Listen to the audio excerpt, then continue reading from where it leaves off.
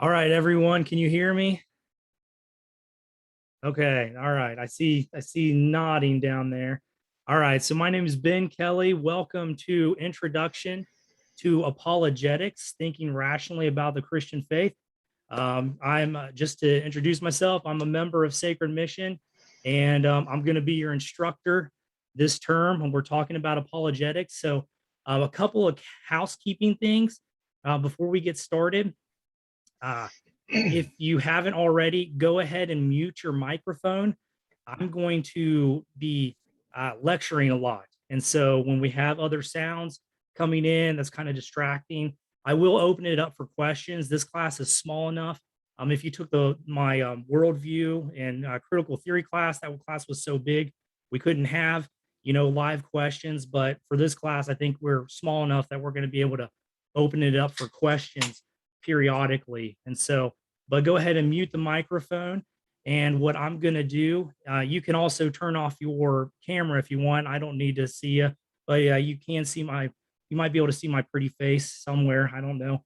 But what I'll do is I will pray for us and then I will get us started and we will get into this introduction to apologetics. So if you would bow your heads with me and I'll lead us in a word of prayer.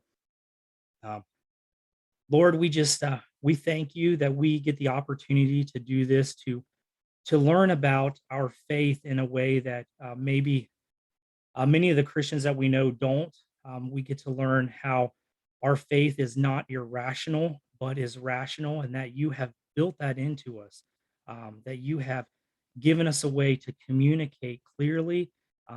You've given us a way not only just to communicate the gospel, but also reasons why we believe what we believe. Lord, I just pray that going through this class, I pray for every person on here that we would remain humble. We are going to learn things that many Christians do not learn. We are going to learn things that, and honesty may make us look a little smarter than other people. And I just pray we remain humble, we remain grounded in your word, we remain just we would attach ourselves to that gospel message and we would always be looking at you, Jesus. That we would always know that we do this not to be smarter, not to build ourselves up, but to take the gospel forward. So I pray all these things in the name of the Father, Son, and the Holy Spirit. Amen. All right. So, yes, introduction to apologetics, thinking rationally about the Christian faith.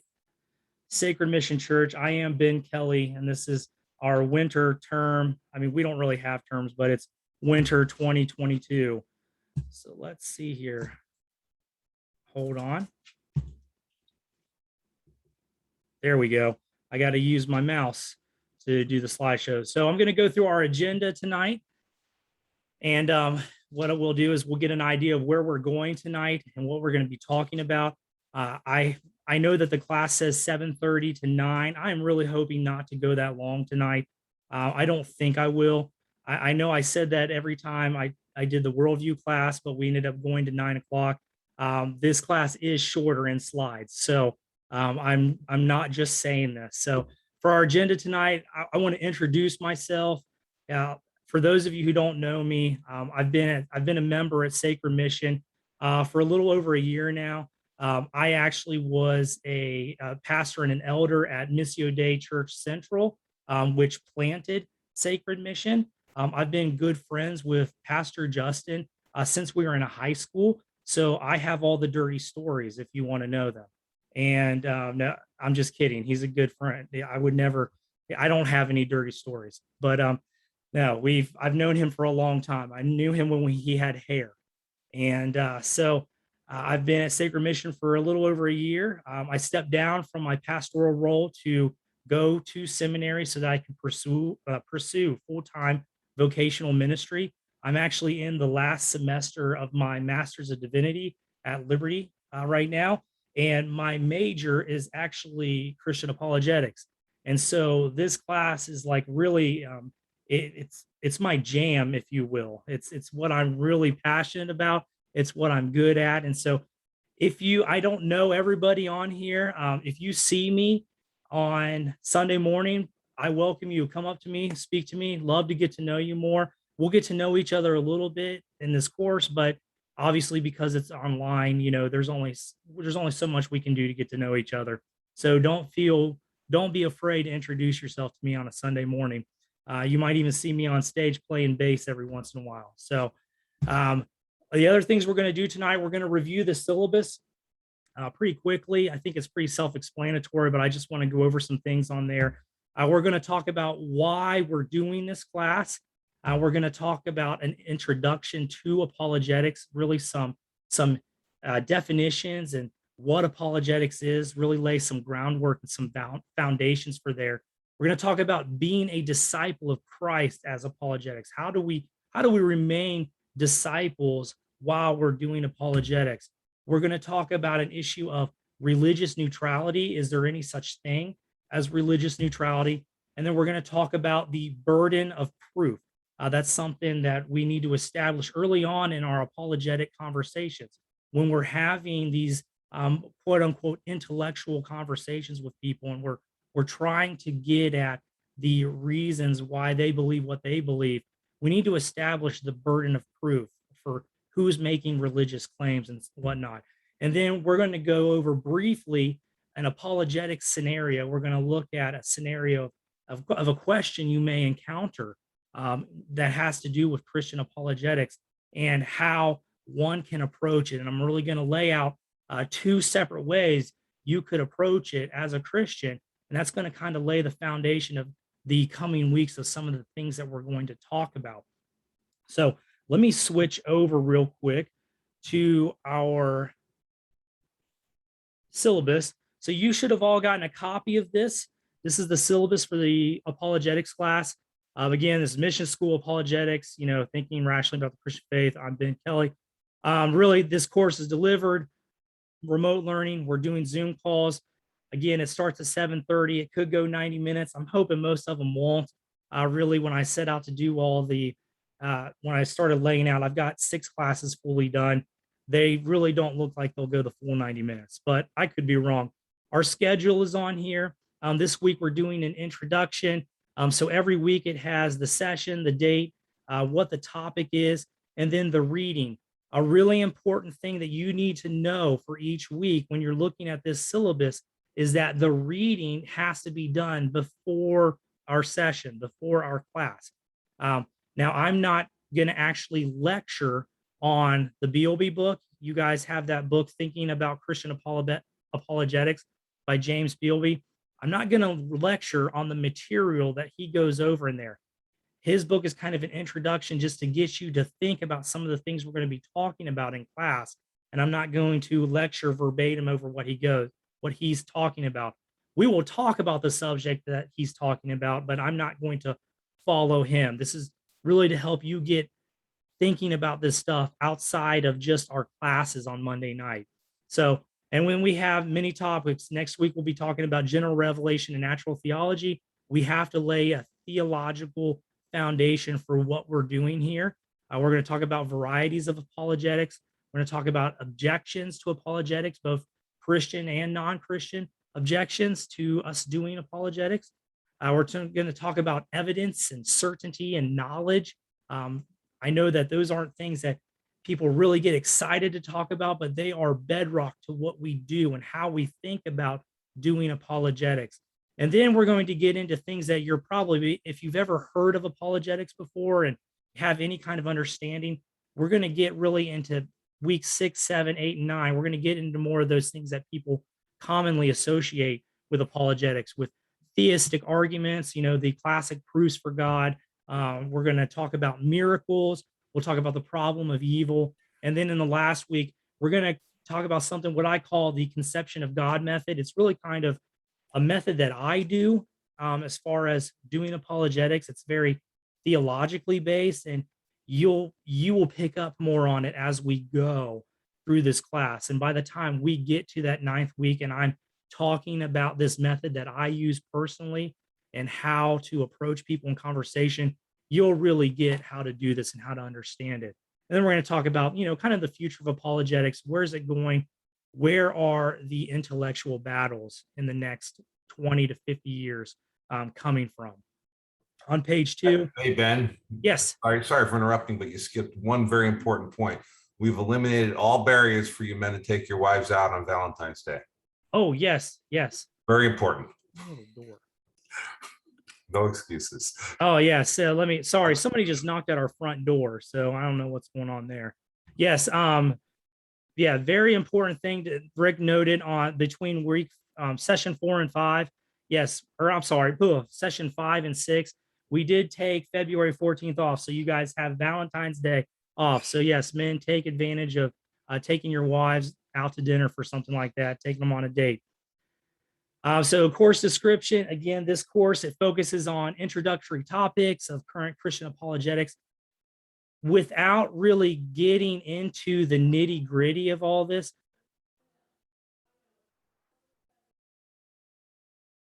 Okay, sorry, I'm just listening to who's at my front door. So I apologize. Anyway, so what I really want to establish in this course is I want to give you information on how you could actually go into a bookstore and pick up a book on apologetics and know what you're dealing with. A lot of people don't really understand apologetics because there are so many different schools of thought on how Christians should be doing apologetics. And so what I want to give you in this class is really kind of a bedrock understanding of those different schools of thought and how do we approach doing this. And so that includes major topics of like natural theology, the relationship between faith and reason, the variety of apologetics, objections to the Christian faith. We're going to get all that, and that's really what we're going to cover in this class. The course textbook, I already mentioned it, Thinking About Christian Apologetics, what it is and why we do it, by James Bealby. And so that is, you need to read that. It's going to help you. If you're just kind of coming into this course and you're just listening to the lectures and you're just, coming in without doing any of your homework, you may struggle a little. I mean, these are concepts that can be hard. These are things that are not easy to grasp. And so I plead with you, do the reading, send me questions about it, ask questions about it on here. I'd be happy to answer it for you. Additional reading. Also, there are different essays that I have posted up here on the schedule. And so one of them, we've got like Natural Revelation by Russell Moore next week. It's a great article. It's a little long, so you may want to start on that, right away. But it's the article that they use throughout the all the Southern Baptist seminaries to teach their seminarians about natural revelation, general revelation, natural theology, that type of thing. And so we're going to learn, really from the best of the conservative institutions out there. Another one, Ethics of Belief. One of the things that I want to mention in this class is we will actually be reading some things from non-Christian writers. William Clifford, The Ethics of Belief. He makes the argument that it is not ethical, it is morally wrong for people to believe anything without sufficient evidence. And what I'm going to argue is that Clifford's just plain wrong, and we don't have to provide that kind of evidence, especially for theistic belief. But we're going to read that because Clifford embodies the kind of objection we're going to see out in the world.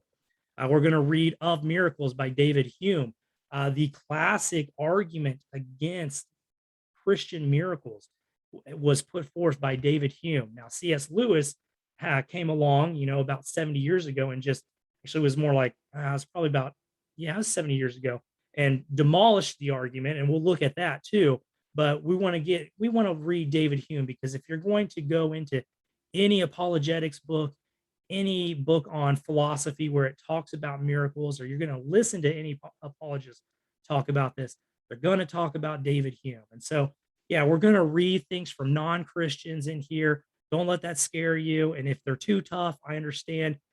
I'll explain what's going on, but be ready to read those. And so those are the extra readings that we have in here. You see that these different articles that I have posted in here, it's just a link to a PDF on my Google Drive, so you can access it. Feel free to download it or print it off as well. So that is the syllabus. Do we have any questions so far? before I get started on lecturing.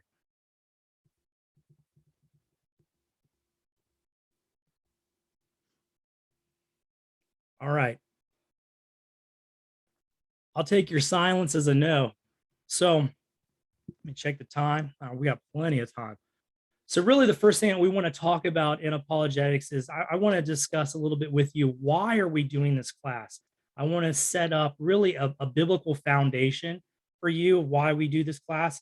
We're not doing this class just for, um, you know, intellectual interest. We're not doing this class just so that we can feel good about ourselves and we can feel smart. We're doing this class so that you can use the tools here to go and take the gospel to your neighbors. All right. And so we see in this, in doing apologetics, one of the things of why we're doing this class is we really want to help transform the Christian mind. We want to transform your minds. We want to help the people of Sacred Mission think. I talked to Pastor Rick a lot about mission school, about these classes, and this is the one of the things that we really want to talk about. We really want to develop a theological foundation in people so that they can approach things in life and they can approach the practical things of life and really know how to deal with it in a good, godly, theological way. And so one of the reasons why we do this is to transform your minds. And we'll see in Romans 12:2, Paul writes, do not be conformed to this world, but be transformed by the renewal of your mind, that by testing you may discern what is the will of God, what is good and acceptable and perfect. So part of the reason we're doing this, the transforming of your mind, is so that you can learn to discern the will of God. You can learn what is good, what is acceptable, what is perfect. So that's our first idea, is we want to help transform your minds to think more theologically in this sense. The other thing is I wrote prepare for battle. I don't want you to get all like macho with this, but the verse that I have here, 2 Corinthians 10:5, Paul again writing to the Corinthians, he says, we destroy arguments and every lofty opinion raised against the knowledge of God and take every thought captive to obey Christ. Make no mistake, we are in a war. It's not a war against flesh and blood, it's a war of ideas. It's a war against the principalities of darkness. And so Paul here is talking about we're going to go into those, strongholds of darkness, and we are going to take those opinions that are raised against the knowledge of God, and we're going to take them captive to obey Christ. And that's the point here. We're going to talk about taking people's presuppositions that they bring to the table in these kinds of conversations. And we're going to talk about how to question their assumptions, how to challenge their thoughts that they bring to conversations about Christianity. And we're going to take them captive to obey Christ, not take the people captive. We're going to take their thoughts and their opinions captive. And so we're transforming minds. We're preparing for battle. Some other reasons is that we're actually commanded in the Bible to provide answers about our faith. This is actually the quintessential apologetic verse, 1 Peter 3:15. This is actually part B. I forgot to write that on there. But Peter tells his readers, always being prepared to make a defense to anyone who asks you for a reason for the hope that is in you. Now, if you did the reading this week, you know that apologetics comes from the Greek word apologia, which means to make a defense. And that is exactly the word that Peter uses in this verse. And that is exactly what he's talking about. Many people, and Paul does this as well. I know that he goes into the Areopagus in Acts 17, where he is questioned about his faith, and he gives a reasonable and a rational defense of his faith. He gives reasons for why he believes. And this is what Peter is talking about here. So we are commanded to do this. This isn't something that, intellectual people just like to do. This is something we are commanded to do through the scriptures. And so we want to follow that. And then the last one, apologetics is evangelism, and evangelism is apologetics. Now, I don't have a scripture for this, but this is laid out by the theologian John Frame. If you're not familiar with John Frame, he's great. He's a Presbyterian theologian, and he's done a lot of great work. I highly encourage reading his books. But Frame says in his book Apologetics, the apologist must always be ready to present the gospel. He must not get so tangled up in arguments, proofs, defenses, and critiques that he neglects to give the unbeliever what he most needs. And so we see in apologetics, apologetics is just a part of evangelism. When you are taking the gospel to people, when you are being on mission, which is something that Sacred Mission calls you to every week, when you are being on mission in your places of work, in your home, in your schools, whatever, you are called also to give reasons, give arguments, give proofs, give defenses, give critiques. But on top of all that, you can't lose sight of sharing the gospel. And that's really why we're doing this. So again, we're commanded to provide answers, but we have to keep in mind that this is just a greater part of being on mission. And then lastly, and I kind of mentioned this already, and this will drive at kind of more of the material that we cover in this class. I want to teach you how to think about the subject of apologetics. Most people don't even know what apologetics is. They think it's apologizing for our faith or something like that. That's not how we're going to think about it.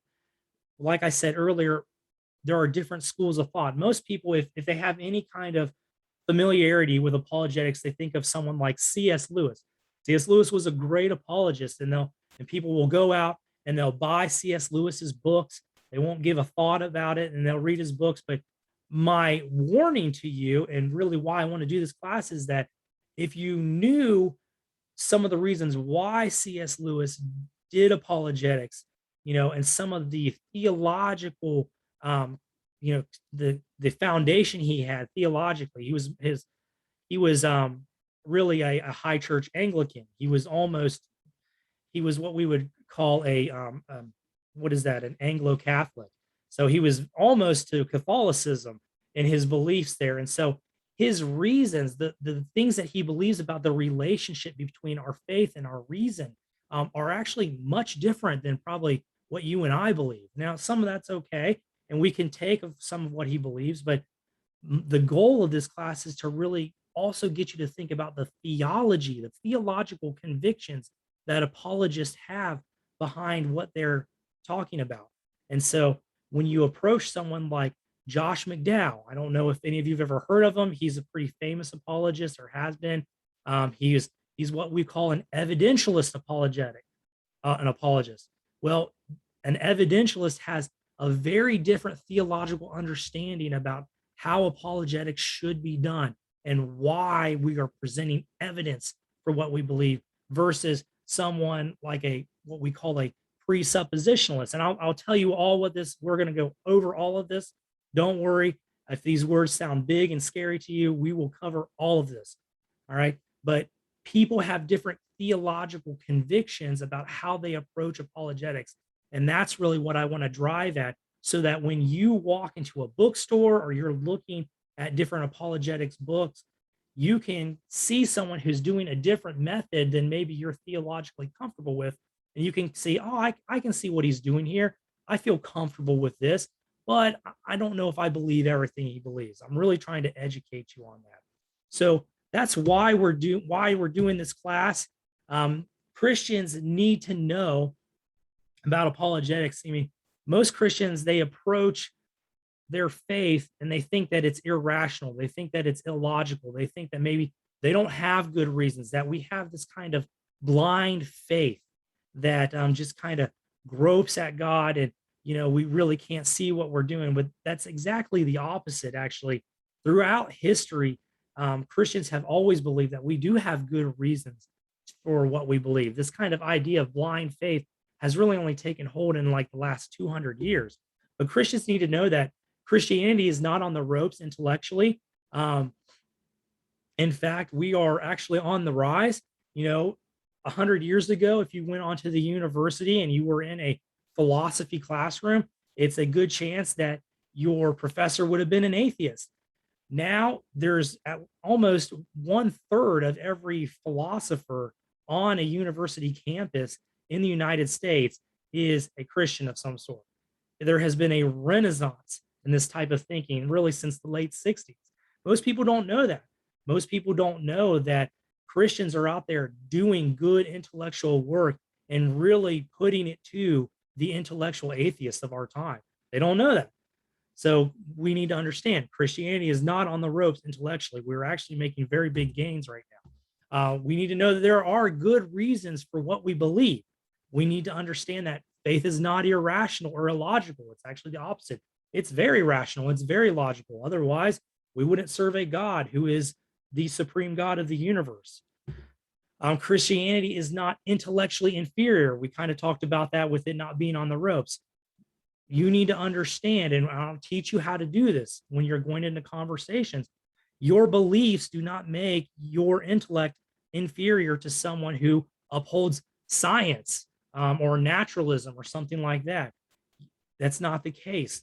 There are ways to talk about these things where you can put a lot of pressure on people who have who are non-believers, people who have unbelief, people who question your faith. We need to understand that the apologetic needs and concerns change with culture. If we were teaching this class 20 years ago, things would look very different.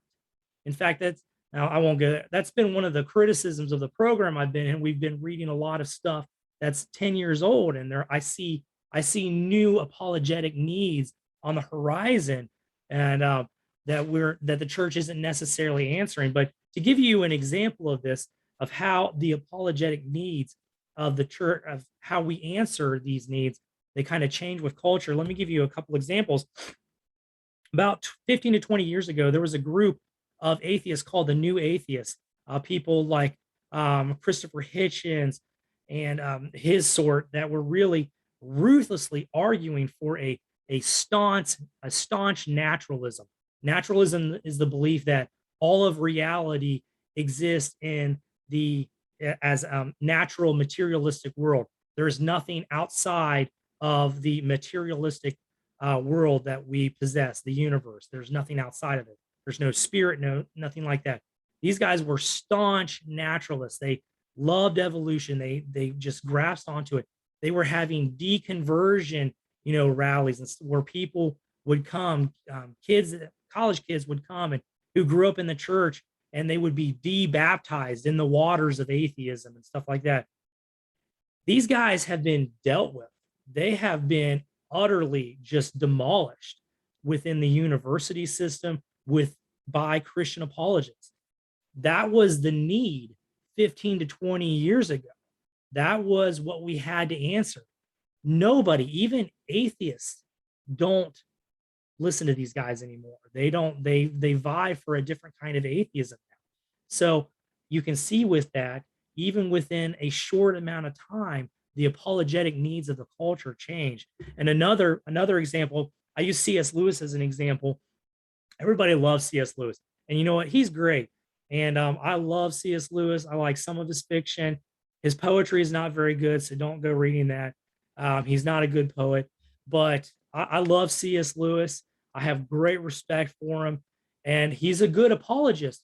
But I have raised the question to my wife. I've done a few research papers on C.S. Lewis, and I've raised the questions to my wife. I wonder if people will be reading C.S. Lewis's apologetics 100 years from now. I kind of think they won't, because he was dealing with specific issues of the time that just we don't have the same relevant issues that he was dealing with. We're moving on, our culture's moving on to different issues. And yeah, the academics will still read him and they'll still talk about him. But I think his popular, maybe not in his fiction, but his popular approach to apologetics will become less relevant over time. And if you don't believe me, there's a great book out there, The History of Apologetics, written by Avery Dulles. He's a Roman Catholic cardinal. He's a brilliant theologian, even though I disagree with a lot that he writes. However, he did a history of apologetics book where he just talked about both Roman Catholics and Protestants.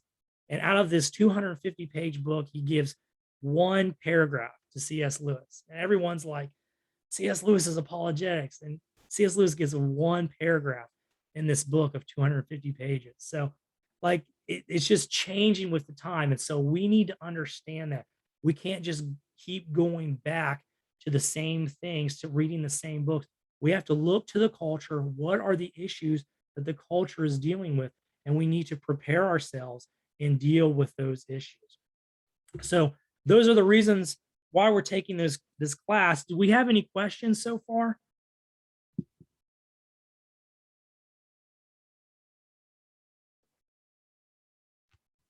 All right. I'll take your signs. Hey, if you have questions, please write them down. I'm going to give a time. I'm going to break periodically, and then we'll have questions at the end too. I want to hear your questions. I want to help you understand this stuff. This topic can be a little, people can be a little afraid of it. It can be difficult. It can be tough.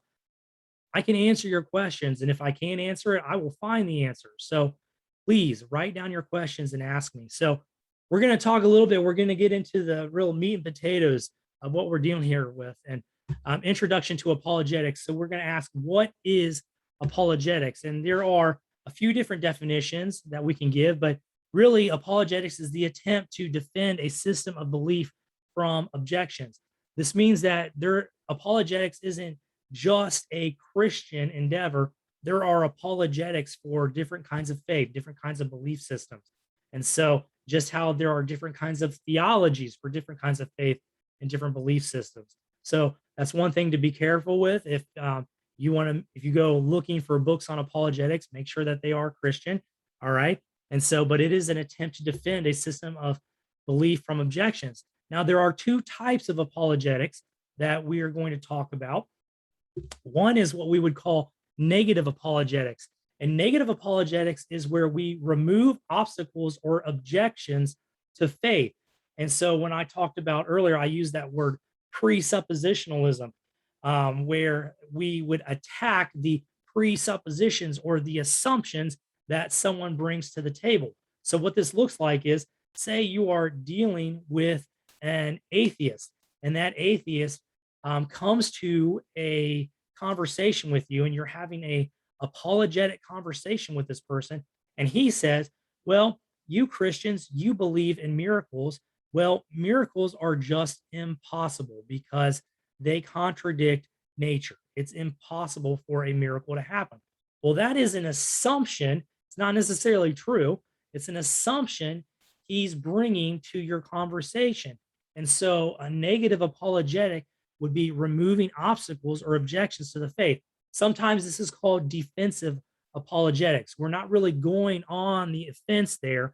We're removing we're removing obstacles.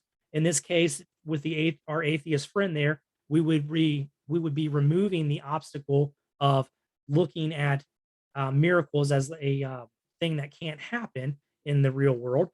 We would be removing that obstacle, or if he had a certain objection that he brought to the table. So again, negative apologetics, defensive apologetics, removing obstacles or objections to faith. There's also what we call a positive apologetics, and this is offering evidence or proofs for certain beliefs. And then when most people become familiar with apologetics, they kind of think of apologetics. They kind of think of positive apologetics. They think of giving evidence, giving proofs for God's existence, giving evidence for miracles, giving evidence for the resurrection. There are many apologists who do great work on that stuff. And so that is what positive apologetics is. And we would also call this offensive apologetics. We are going on the offensive. We are kind of volleying an attack on unbelief with that type of apologetics. So those two types of apologetics, and I can't remember if BLB talks about these or not. I think he does. These are going to be important to remember.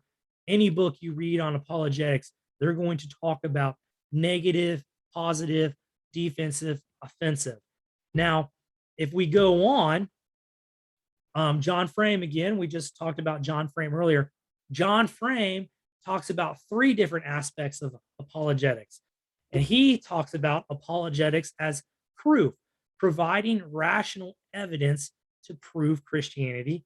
He talks about apologetics as defense, answering objections of the unbeliever. And then apologetics as offense, attacking the false beliefs of the unbeliever. So you have to understand how these are a little different.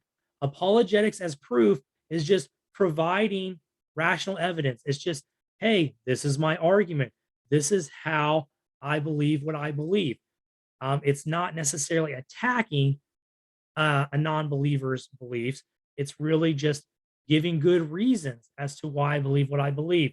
Apologetics as defense, that is kind of like our negative apologetics or our defensive apologetics from the previous slide, answering the objections of the unbeliever. And then apologetics as offense, attacking the false beliefs of the unbeliever. So really taking those false beliefs, the resurrection isn't real, what if the atheist would say, taking that belief and attacking it, providing evidence and arguments, and really focusing in on that specific um, argument or belief. So those are some ways to think about how we do different types of apologetics.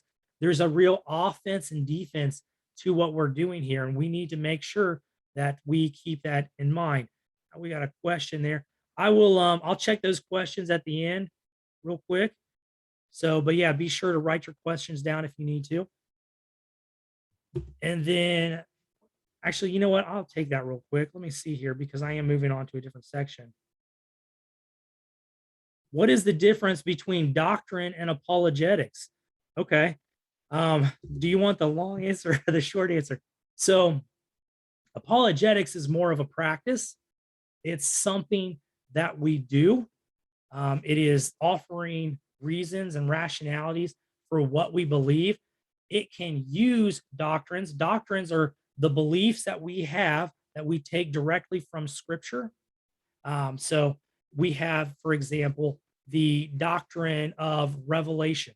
All right. And we understand the doctrine of revelation to be, in one sense, general, in another sense, specific. General is God's revelation through his created order. Specific is God's revelation through his word, through the Bible, through Christ, through the prophets, how God speaks to people. And so that's a doctrine. That is a belief that we pull from the Bible. It is the thing that we have learned from God's special revelation. And so the difference would be is that we can use doctrines of the Christian faith to engage in apologetic conversations. And that'll be actually something I talk about in our last week, the conception of God. My belief is that in our society today, people don't have the right conception of God. They don't understand who the Christian God really is. So it really helps us to approach apologetics in a theological manner. So are there any other questions? Did you have another question, Rick? No, that was good. So this course is equipping me to positively, negatively promote the doctrines that we hold to. Yeah, in some sense, yeah, absolutely. Not entirely, but yeah, more so. And we'll get into this next week. What we're going to talk about is general revelation and natural theology.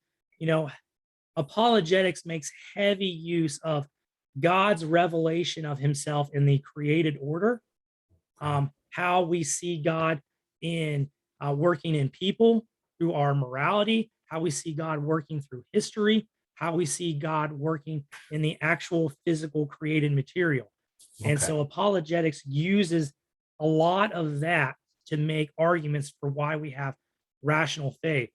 And so that is that would be a doctrine. We understand that general revelation to be a doctrine, and we're using that doctrine to help engage in missional conversations and whatnot. Does that make sense? Yep. So to manage expectations, if I came here to get a toolkit to go now and learn how to think and learn how to apply what I understand, this is the place. But if I came here to get answers on doctrine, that's not what you're doing. Yes, I am not giving answers on doctrine. No, we will, well, to a certain extent, we will cover some issues of doctrine, especially next week, dealing with general revelation and natural theology. I have some strong beliefs about that and how we need to think doctrinally about that. I'm not going to say that everyone has to agree with me, but I'm definitely going to give a doctrinal response to how we need to have a theological foundation to apologetics, if that makes sense. Thank you. So yeah, again, if you have questions, please feel free to ask, but let's keep moving. So one of the things I want to talk about with apologetics is being a disciple as doing apologetics and engaging. Oh, I'm sorry. I did not format this slide well. It all came up at once. So what I want to say is a Christian does not have the luxury of pretending to be religiously neutral while in discussion with non-Christians. All right, we have certain beliefs, we have certain doctrines that we must hold to in religious conversation. And so one of the things I said, whoever is not with me is against me, and whoever does not gather with me scatters. Those are Jesus's words in Matthew 12:30. All right, we cannot pretend to be religiously neutral in apologetic conversations. We must make ourselves known as Christians. All right, Christians, and we have to understand that Christians will evaluate truth claims differently than non-Christians. All right, one of the ways that we value truth claims about our world and the reality that we live in is through the scriptures. The non-Christian is not going to evaluate truth claims through the scriptures. All right, it's not an authority for him. And so those are things that we have to understand. When we're doing apologetics, we are still disciples of Jesus. All right, and Christians have answers to some questions without even using the apologetic process. We know that Jesus is the Son of God. All right, we know that the miracles of Jesus are real. We know that God sets moral standards in his scripture. If we don't believe these things, then we're really kind of at an impasse. Where are we really Christians? Do we really believe what the Bible says? Those are answers that we can take to people that they may have apologetic questions, but they're not really asking those type of questions. They need to know more so who Jesus is. What did he do for us? How does he cover our sin? And so again, that goes back to the beginning of doing evangelism as apologetics, or doing apologetics as evangelism. We never lose any of that. This is not just intellectual conversation. This is not something where we're going to sit around and drink whiskey and smoke cigars and just talk like, we're big shots. These are tools to be used out in the field of missions. And so you need to keep in mind, we are always disciples, and we never approach these kinds of conversations in a neutral manner. With that, we're going to talk about religious neutrality. All right. Now, our culture particularly, paints a picture where the search for God should be religiously neutral. We live in a society right now where there are many different religious beliefs, and what our culture tells us is that no one has really a hold on the truth. We all just kind of come at it from a religiously neutral or objective kind of stance, and that's how we will find God. But what we find is that there are many problems with this approach. There is really no religious neutrality. Like I've said, you've heard me say before, everybody brings something to the table when you have these kinds of conversations. And so you need to be mindful of that. Some of the problems are attempts at being unbiased result in the inability to know anything. You have a conversation like, I really don't, I'm not biased towards that. I don't believe one way or another. Well, this person's really acting like an agnostic. He's acting almost like a skeptic. He doesn't know anything. He can't decide on anything. He just pushes things to the side. He doesn't want to believe anything. He doesn't want to make a truth claim one way or the other. Another problem with it is if there's an inability to know anything, this actually equals an inability to claim anything. So if you don't know anything, about your religion, if you're trying to be religiously neutral and you don't know anything about different religious truth claims, well, then you can't actually claim anything about your own beliefs. You have nothing. You're just like, I don't know. You're literally left there with your hands up saying, I don't know. And then a third is there's an underlying bias in religious neutrality. There's an underlying bias towards inclusivism and religious pluralism. So people who really try to uphold this ideal of religious neutrality, that we should all be neutral in our approach to God. Really, what they're trying to do is they're trying to bring more people under the umbrella of their inclusive umbrella. They're trying to say that all these different truth claims are equally valid, and they're all have they're equally valid. They all bring different things about God to light, and we should all, treat them as equal, even if they contradict each other. That's not a problem. That's a huge problem. You can't have different religious claims that say, well, God is, a trinity, and another one say, no, God is singular. There is no trinity. That's that's not equally valid. There's a contradiction there. There's something wrong that needs to be settled. We need to have conversations about that. And so you can't be religiously neutral approaching a topic like that. And a fourth often leads to the claim all religions are equally true. I already talked about that. When we talk about religious neutrality, it brings about this idea that all religions are equally true. And that's just simply not the case. We need to, I know that our culture is very politically correct. I know that this may even upset some of you watching here, but all religious truth claims, they are not equal. They are not equally true. They have numerous contradictions. A lot of people will say, people who are religious pluralists or religious inclusivists, they'll say things like, well, all these different religions, they lead to God. They're basically all the same. They preach love and goodness. And then you approach them and you say, well, yeah, they may all preach love and goodness, but they definitely have different understandings of love. They have different understandings of goodness. And then, by the way, they also have different understandings of God, heaven, hell, the afterlife, the eternal life, all that. They have different ideas and understandings of all those things. And so they're not all equally true. They contradict each other. And we need to figure out who has the reasonable, the rational, the truthful answer in all those things. So we as Christians, we cannot be religiously neutral. If I impress nothing else on you tonight, please understand that when you go into these types of conversations in your workplace, and I know it's not easy and it can be scary, you cannot be religiously neutral. You have to go in as a disciple of Jesus Christ. And you have to wear that as a badge of honor. And you have to understand, you will get the tools for this in this class. You are not intellectually inferior because you believe what you believe. So that's what we have about religious neutrality. We're going to quickly talk about the burden of proof. And we only have like a couple more slides and we'll be done. So one of the things that we want to talk about in our preliminary understanding of apologetics and going into these types of conversations, we also want to establish the burden of proof. Who has the burden of proof when we're making religious claims? Now, in a court of law, the burden of proof always lies with the prosecution. It should be the same in our apologetic discussion.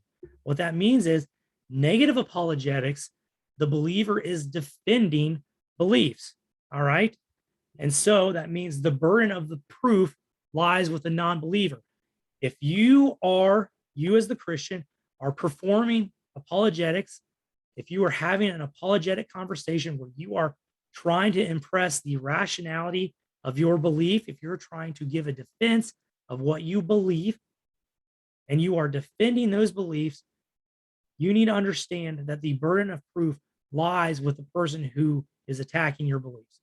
All right. If he's going to say, you Christians, you're all wrong, the resurrection couldn't happen, nobody rises from the dead. Okay. Please offer me an argument as to why that is true. And you can't just say that it's never happened before, because that's not a good argument. All right. So, and we'll talk about that when we get to miracles. But if you're performing a negative apologetic, if you're on the defense, you don't have the burden of proof.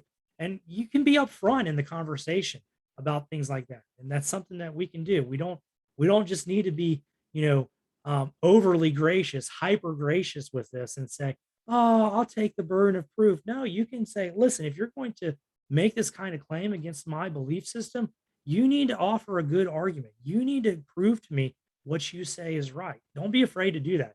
It's a very good deterrent in conversations because it makes that person go back and really examine what they believe. Um, Positive apologetics, where the believer is attacking non-belief, where we are actually attacking maybe the presuppositions, or we're offering an argument or something like that.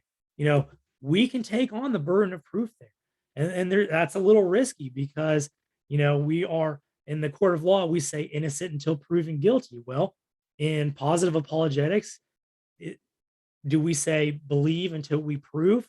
That could get us into a little trouble there, or we're not going to believe until we prove. That could get us into a little trouble if we say belief is contingent on the evidence that we provide.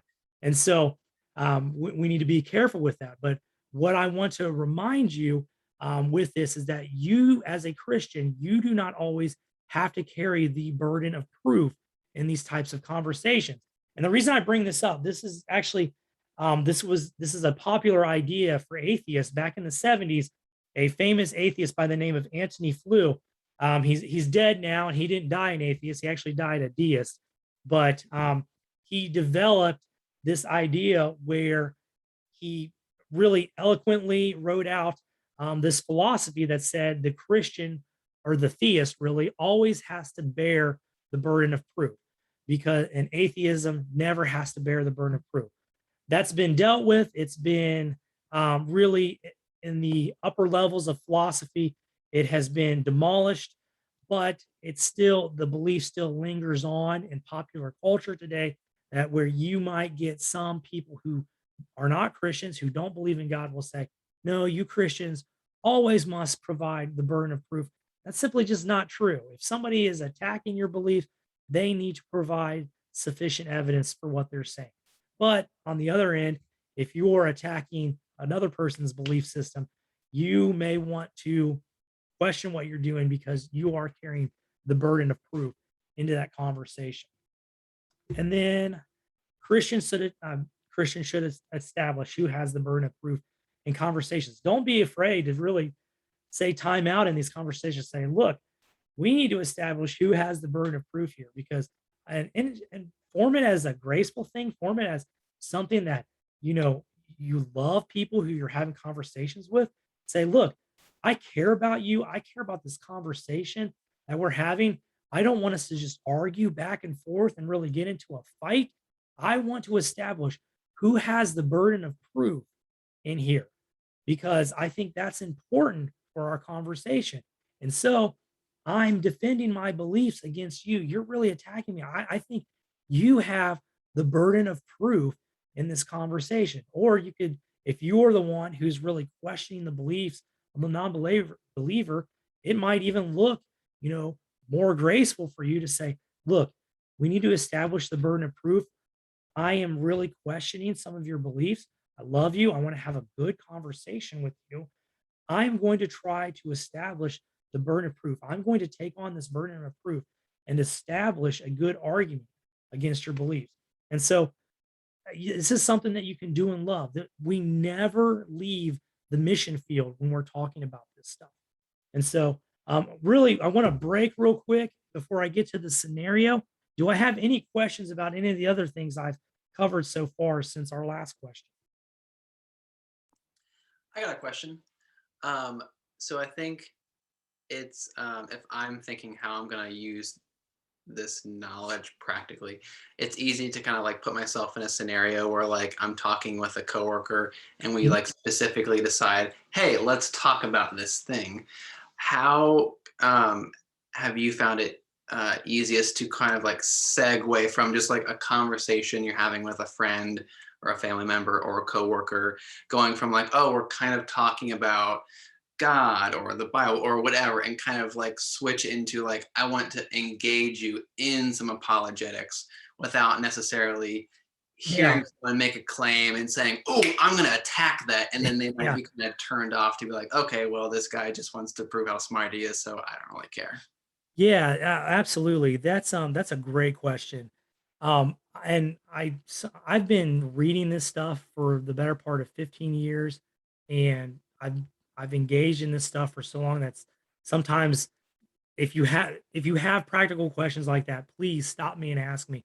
But really, it's we're going to have to build up a foundation of knowledge so that you are comfortable, because um, everybody, and I get it, we all do this. Um, we want to know some things before we go out and have these conversations, but it should become natural, and it should be organic in your conversation, because you don't want to just flip a switch and say, okay, I'm going into apologetic mode. And the reason why is this is just another set of tools that you're using in your missional toolkit, that it's not something that's separated from sharing the gospel. And so you may be having a gospel conversation with someone. We're saying, let me tell you about Jesus. And then someone says, hey, I've really got some strong concerns about miracles that you Christians believe in. That's where you kind of pull things. And this is what we're going to learn in this class. You're going to start to pull things from your apologetic toolkit and say, hey, I've come across this question before. I know how to deal with this, or I can come with some answers next time to our conversation. So I think it should be natural. It should be organic. It shouldn't be awkward. And really, until you really know what you're talking about, I wouldn't go on the offensive and attack people's beliefs. I think it's great to question them, to remove obstacles to belief. I think it's great to play negative apologetics as long as you can, because when you start going on the offensive and you really start trying to prove um, what you believe is right rationally, it just becomes so much more difficult. But again, if you're having those conversations at work and you're talking about these things, really, it needs to become part of those gospel conversations that we're having with people. I'll use an example in my own life. A couple months ago, I'm talking to a coworker where she just asked me, "What do you do in school?" And I explained, "Hey, I study. I'm in the Master's of Divinity program. I'm hoping to become a pastor or a ministry worker of some sort in the future, and my major is apologetics. So I study philosophical theology and all of the arguments about the existence of God and why Christians believe what they believe. That's what I believe." And so she starts engaging me about some of those questions. But then when I'm talking about them to her, I notice that her objections to the questions I have really weren't the answer. She had a problem of really not having Christ in her, that she was thirsty for Jesus. She wasn't thirsty for my answers. So we're going to talk about this more, and this will become more clear. This is the best answer I can give right now, but these apologetics should be tools in your toolkit for sharing the gospel of Jesus Christ. Does that help you? Yes, that Okay, helps. Thank you. absolutely. And Hey, this, Ben, I'll say, yeah, go ahead. I'm sorry. I just wanted to interject a little bit. So in my experience personally, I have a tendency to want to win the argument.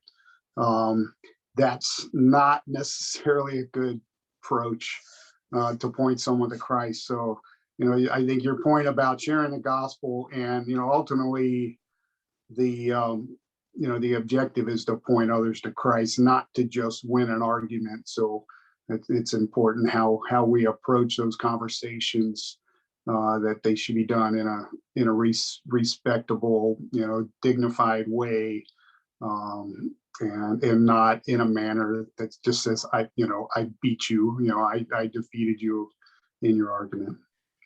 Yeah, absolutely. If I've presented anything that says otherwise, I apologize for that. No, we should definitely be respectful. We are not trying to win arguments. We are trying to win people to Christ. And so, again, the apologetics are tools in your toolkit to help you win people to Jesus, not to win arguments. And so that is the main thing that I want to stress here. So if I wasn't clear about that, I apologize. But yes, I agree 100% with that. I've made mistakes in the past where I wanted to win arguments, and that blows up in your face. So, yeah, if that's not clear, forgive me on that. But yeah, we're not out there to win an argument. We are winning people to Christ with this.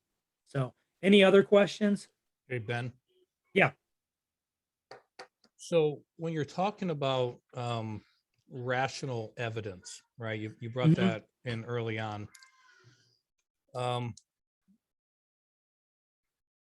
In what manner is it determined to be considered rational, a certain evidentiary trail that you go down?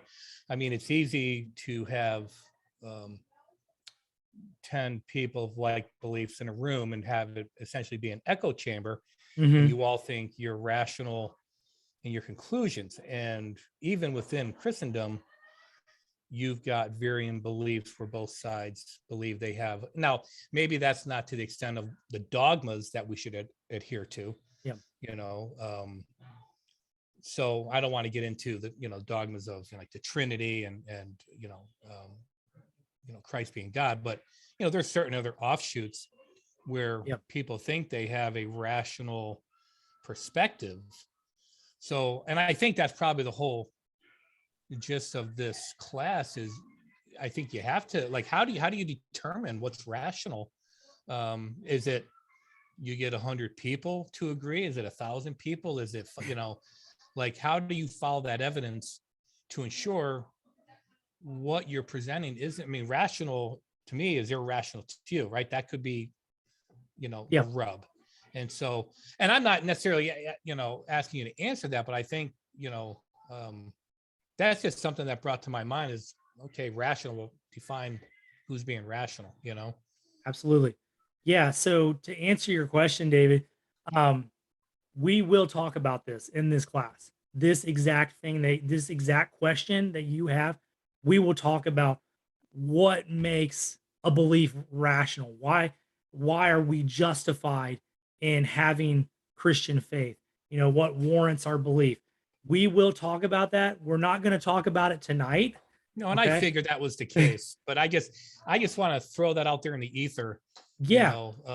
to just kind of have people be cognizant that that's what we're doing here, I believe. Yes. Okay. All right. And so what I'm going to run through this scenario, but what we're going to set up over the next few weeks, seeing different ways that Christians have done apologetics, and they have different theological convictions based on how they do apologetics. They also have different ideas about what makes us rational in our belief system. And so some will say, you have to have a lot of evidence. You have to have tons and tons and tons of evidence to be rational, for people to believe what you believe.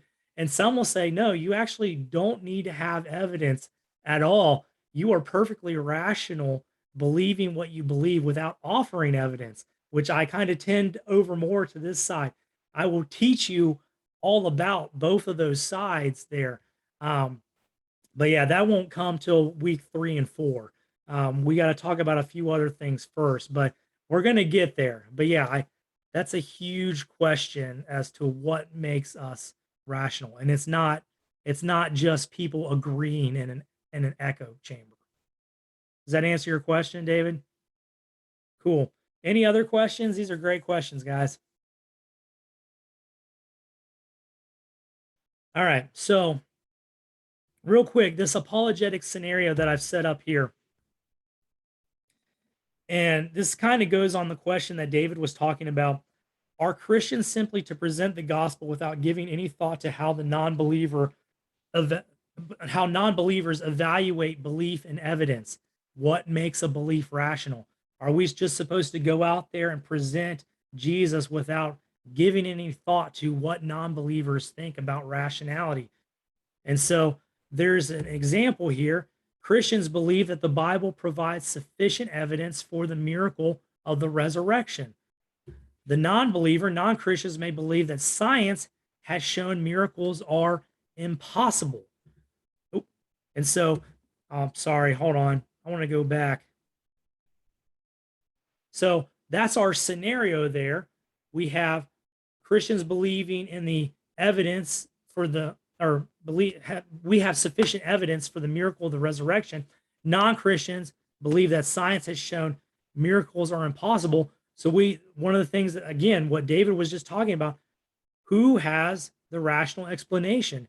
Who has the better say? And so one of the things that we're going to talk about, and really what the first 4 weeks of this class is going to be about, is really there are two ways to approach the non-Christian assumption. All right. There are two ways how we would approach the non-believer who says miracles are impossible. Science has said miracles are impossible. Now, there are more ways because there are more varieties of apologetics, but there are two major ones where others split off from there. The first one is we present arguments or evidence and hope to persuade non-Christians to the rationality of the resurrection, which would lead to conversion. So again, this is one of these ways. This is a very classical apologetics. This is also called evidentialism. We're going to present arguments, present evidence, and hope that we can persuade non-Christians to believe in the rationality, to believe in our belief that the resurrection did actually happen, and that would lead to conversion. All right. Again, this is called classical or evidential apologetics. There is also a way that we can attack the underlying assumptions that lead the non-Christian to not believe in miracles. All right. So why does the non-Christian not believe in miracles? What does he bring to the table? What assumptions is he bringing into your conversation that lead him to believe that miracles are not possible? And the reason we could attack like this is because a lot of times those assumptions that people bring to the conversation, they aren't questioned. They're just taken as is. People don't spend a lot of time thinking about those assumptions. So the assumption would be, well, science has shown that miracles are impossible. Well, does it really? Let's attack that assumption. Let's really draw that out and let's talk about it. And so that's two ways that we can go about this apologetic process. We can present arguments where the non-believer was to say, no, science has shown miracles are impossible. Well, here's a bunch of evidence, historical and scientific and otherwise, that demonstrates that miracles are possible. Or we could go the route and say, well, why do you say that science has said miracles are impossible? Let's talk about that a little bit. And this is called presuppositional or existential apologetics. We'll go over all of these in the coming weeks, but this is really, we want to see this divide early on. And we've kind of been talking about these different divides and different ways of how we do apologetics all night. We've been talking about negative and positive. We kind of see that relationship here. Classical and evidential apologetics generally is much more of a positive endeavor. They are trying to provide proofs for the things that we believe as Christians. Negative apologetics tends to be much more presuppositional or existential, really playing defense, attacking the underlying assumptions of the non-believer, or at least calling into question the underlying assumptions of the non-believer so that we can dialogue about those assumptions. So that's really what I want you to see tonight. I don't want to fill your heads with any more because I don't want to give you too much theoretical stuff that you can't go out and use it from day one. So that is actually the end of our class tonight. Do I have any questions out there from what I've covered so far? I think real quick, Ben, on your last example about the resurrection, would you say that it's potentially true that there are a lot of Christians out there because they were told some story that Christ rose to dead, that's the extent of their presupposition, and they really couldn't defend it necessarily? Yeah, absolutely, David. And so apologetics isn't just it's not just a toolkit for you to go have missional conversations with people, but it's also a toolkit to help you with your own unbelief.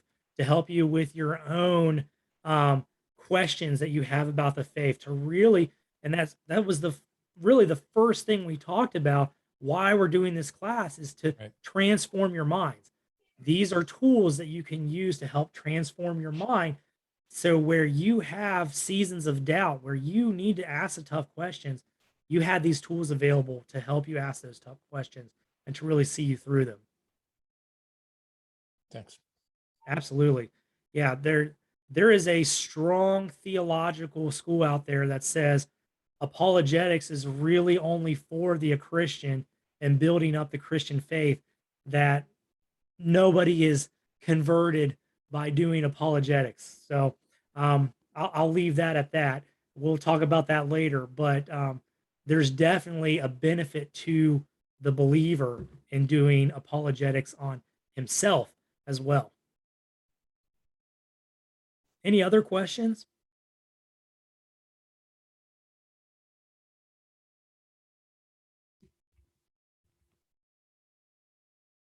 All right, guys. Well, here's the deal. So we're on next week, same time, same place.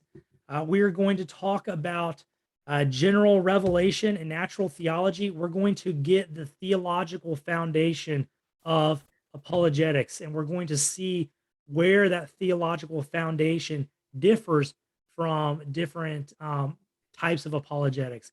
And so I personally think it's really important to ask those questions early on, so that you have a good biblical base for how you approach apologetics. So that's where we'll be next week. Do the reading. We have the thread on the app. If you have questions during the week, feel free to ask questions on the thread. And if I can answer them on the thread, I will. If I need to contact you another way, I'll do that. We are also we recorded this. We will also make this recording and the slideshow available for your review. If you need to go back and review anything, we'll have that on there later tonight. So again, thank you guys so much. If you do have any questions, please ask. Otherwise, have a great night, and I'll see you all on Sunday or next Monday. Thank you, Ben. Thanks, Ben. Thank you all. Have a good night. Night.